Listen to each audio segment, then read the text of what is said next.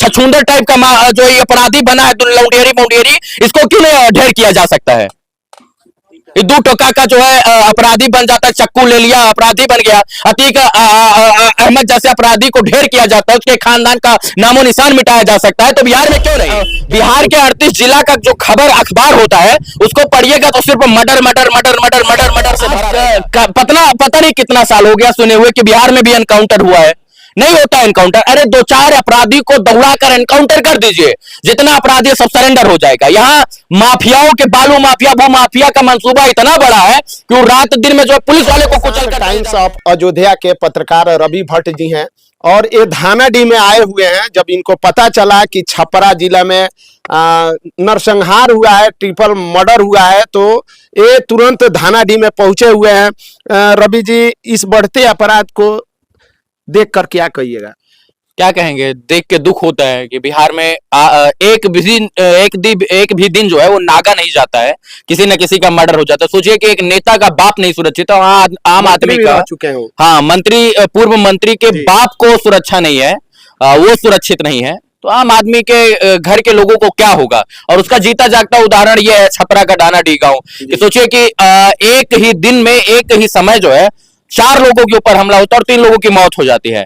अभी गोपालगंज की घटना है कि गोपालगंज में बीडीसी और मुखिया को मौत के घाट उतार दिया गया। कल दरभंगा में जो है मुकेश सहनी के बाप को उतार दिया गया।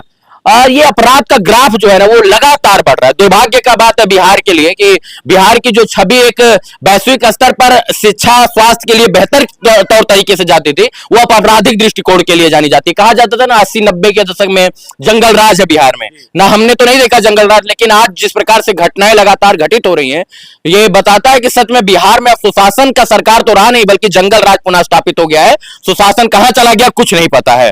प्रशासन हाथ में हाथ रखकर जो है वो बैठा हुआ है, पुलिस को जो है छूट नहीं है, उनको भी एक प्रकार से बंदी बना लिया गया, उनको स्वतंत्र रूप से काम करने की इच्छा तक नहीं है, मतलब वो स्वतंत्र रूप से उनको काम नहीं करने दिया जा रहा। दुर्भाग्य का बात है कि ऐसी घटनाएं हो रही हैं और समाज के लोग जो है वो जो है मारे जा रहे हैं।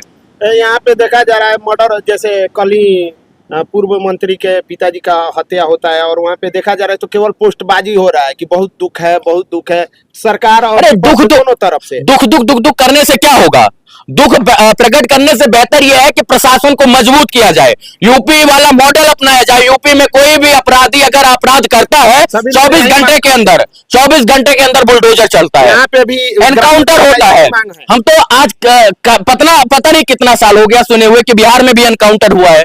नहीं होता एनकाउंटर। अरे दो चार अपराधी को दौड़ाकर एनकाउंटर कर दीजिए, जितना अपराधी सब सरेंडर हो जाएगा। यहाँ माफियाओं के बालू माफिया भू माफिया का मंसूबा इतना बड़ा है कि वो रात दिन में जो है पुलिस वाले को कुचल कर चले जाते हैं, हाँ ट्रक चढ़ा देते हैं। अब बेचारा पुलिस वाला मर रहा है और पुलिस वाले भी एक्शन नहीं ले रहे पुलिस वाले के मरने पर, तो पुलिस वालों को भी हाथ में हथकड़ी लगा दिया गया है, जो है बड़े पदाधिकारियों द्वारा, सरकार द्वारा उनको स्वतंत्र रूप से काम नहीं करने दिया जा रहा है। यहाँ भर्ती होता है पुलिस में लोग और रिटायर हो जाता है, लेकिन एक भी गोली नहीं चलाता है, एक भी गोली नहीं चला पाता अपने जीवन में। वो बस सिर्फ डंडा भांजने के लिए होता है, दंगा नियंत्रण करने के लिए होता है। मर्डर होने के बाद जो है घर की रखवाली के लिए पुलिस का, प्रशासन का वसूली के लिए होता है, शराब माफिया को पकड़ने के लिए होता है, शराबियों को पकड़ना है। अरे प्रशासन का हाथ खोलिए, जो है अपराध का ग्राफ स्वतः जो है नीचे गिर जाएगा। यहाँ भी अगर बुलडोजर चलता तो लोगों में एक अच्छा संदेश जाता कि 3 लोगों का मौत, जानते हैं ना, 3 लोगों का मौत, ये कोई जो है साधारण खबर नहीं है।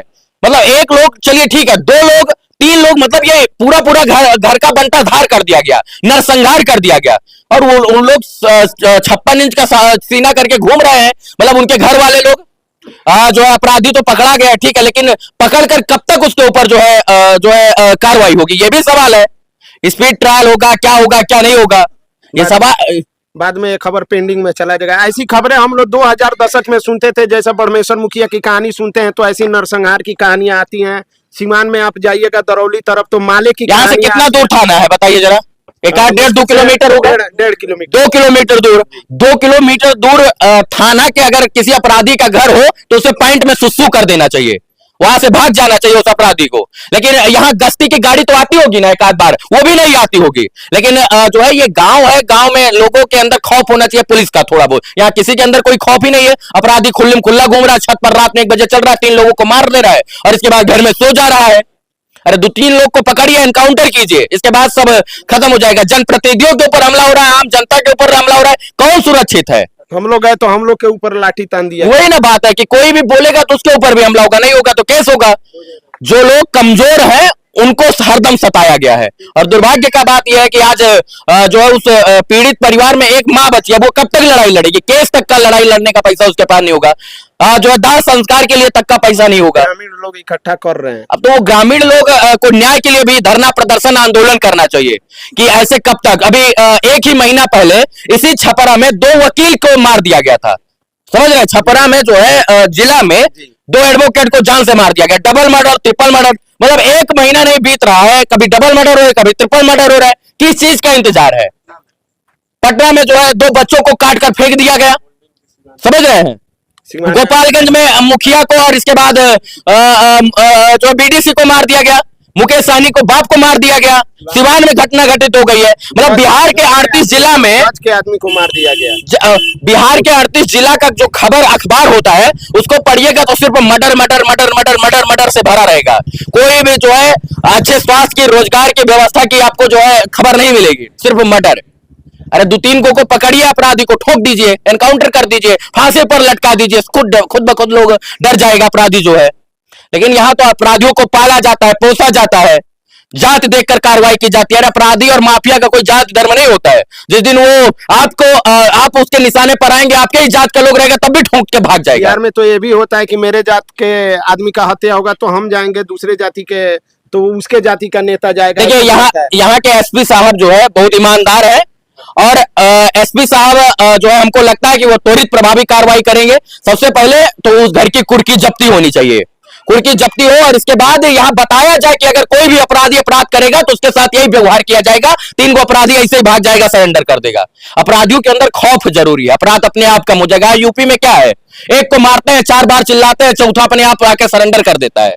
किसी का मजाल है कि यूपी में जो है कुछ कर दे? को तोड़वा दिया जाता है, पता नहीं। यहाँ मुख्तार अंसारी जैसा माफिया जो है धराशायी हो गया यूपी में, जो है विकास दुबे जैसा माफिया धराशायी हो गया यूपी में, तो ये छछूंदर टाइप का जो ये अपराधी बना है, लौंडेरी मुंडेरी, इसको क्यों नहीं ढेर किया जा सकता है?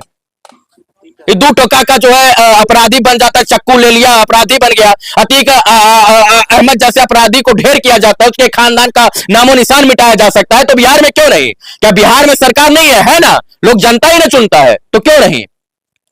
अब तो मोदी जी के प्रिय हो गए हैं जो है नीतीश कुमार जी, जो है तो उनको एक्शन लेना चाहिए, खुला छूट देना चाहिए प्रशासन को कि ठोक दो जहां मिले। कब तक पकड़कर जेल में डालिए? आज जेल हुई, काल बेल हुई, परसों फिर वही खेल करेगा लोग। गरीबी हो गए, फिर भी अब बिहार के लिए विशेष पैकेज का मांग नहीं कर रहे हैं। नहीं देखिए क्या करें, बुजुर्ग हो गए नीतीश कुमार जी, सबसे बड़ा दिक्कत यही है। और उनको सोचना चाहिए कि बिहार में अपराध का ग्राफ क्यों बढ़ रहा है, क्यों बढ़ रहा है। ये दुर्भाग्य का बात है कि आज कोई भी किसी को कुत्ते बिल्ली की तरह मार दे रहा है। जो है बालू माफिया जो है पुलिस वाला अगर रोकता है कि ओवरलोडिंग क्यों लेके जा रहे हो, उठाया खटखट खटखट लोड किया, दाग दिया, खत्म, खेल खत्म। अभी औरंगाबाद और पटना की ये घटना है। तो बिहार में पिछले 1-2 महीना के अंदर जो अपराध का ग्राफ है वो सच में जो है आसमान पर चढ़ गया है। इसको कम किया जाए, जो है इस प्रकार की घटनाओं पर पूरी तरीके से रोक तभी लगेगी जब प्रशासन को खुली छूट दी जाएगी। यहाँ जो है प्रशासन का टोन इतना बड़ा बड़ा निकल आया भैंस नियर, वो जीवन भर कुछ करबे नहीं किया, कुर्सी पर बैठे हुए हैं। तो दुर्भाग्य की बात है कि इन लोगों को खुली छूट दिया जाए, इनको बताया जाए कि जो है तुम जिंदा हो, तुम जिंदों के शहर में जिंदा हो, मुर्दा नहीं हो, तो तुम लोग काम करो। लेकिन इनको शराब माफिया, कितना शराब कौन से बॉर्डर से आ रहा है, कौन सा माफिया लेकर जा रहा है, तो कौन सा बालू वाले से, ट्रक वाले से वो कैसे लेना है, रोकड़ा कैसे लेना है, शराब को कैसे जो है पकड़ना है। तो ये सब में इस लोग व्यस्त है। ड्रोन कहाँ उड़ाएगा, खेत कहाँ खोदेगा, ये लोग को ये सब ना पता है भाई। ये लोग को खुल्लम खुल्ला छोड़ देना चाहिए। 1-2 अच्छे ईमानदार ऑफिसर बिहार के अंदर होंगे तो बेहतर कार्य होगा। लेकिन जो है दुर्भाग्य की बात है कि ये सब नहीं हो रहा है ना बिहार में। यही सोचने का विषय है। आज उसका नंबर था, कल किसी और का होगा, परसों किसी और का होगा। सोचे कि मुकेश सहनी जिनका केंद्र तक दबदबा है, तेजस्वी यादव के साथ हेलीकॉप्टर में घूमते थे, चुनाव लड़े, अब उनका बाप सब सुरक्षित नहीं था, आप कैसे सुरक्षित है जी? कोई भी आएगा उड़ा कर चल देगा। उनके बाप के अपराधियों को अभी 24-26 घंटा बीत गया, जो है नहीं गिरफ्तार कर पाई है पुलिस। अब क्यों हुआ, कैसे हुआ, ये तो नहीं पता। लेकिन दुर्भाग्य की बात है कि इन चीजों पर जो है सरकार को, सत्ता को, प्रशासन को, सबको कड़ी निगरानी करनी चाहिए। देखिए रवि भट्ट जी रनिया, रवि भट्ट जी बिहार में बढ़त अपराध के लेके का कहनी है, कमेंट करके रहुआ जरूर बताई। नमस्कार।